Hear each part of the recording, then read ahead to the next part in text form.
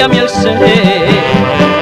Madre de mi corazón, tú que has sufrido en silencio, tú que has sufrido en silencio, con mucha pena y dolor, hoy quiero yo dedicarte esta canción para ti, y así poder venerarte, y así poder venerarte, y que seas muy feliz.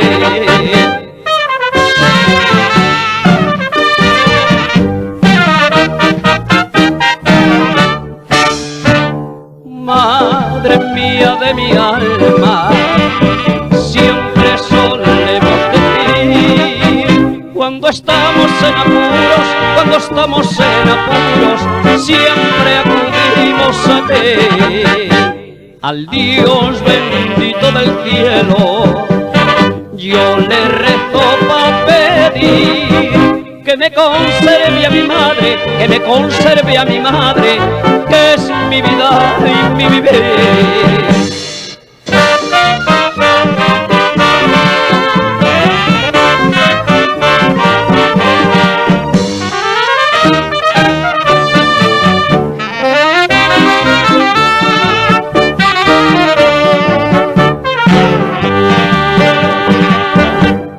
Ya han pasado muchos años y mi madre junto a mí, aquel que tiene a su madre, aquel que tiene a su madre, ¿qué más ya puede pedir? Si hace daño a tu madre, no tienes perdón de Dios. Que una madre siempre quiere, que una madre siempre quiere a sus hijos con amor.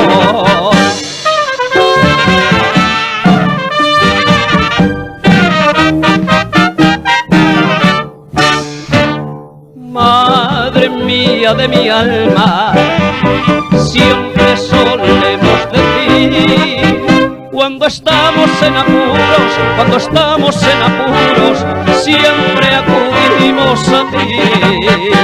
Al Dios bendito del cielo, yo le rezo para pedir que me conserve a mi madre, que me conserve a mi madre, que es mi vida, que es mi vida y mi vivir.